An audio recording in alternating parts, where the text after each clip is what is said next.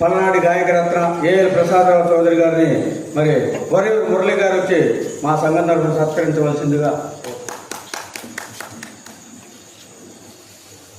ఓం నమ శివాయ. సార్ ఇటు చూడండి సార్.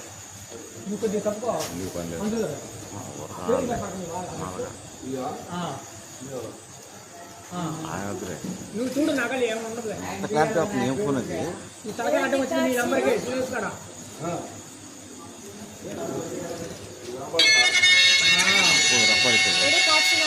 మీరు ఇది పోయింది నెంబరు, ఈ నెంబరు 96 నెంబరు నగలు చూడు.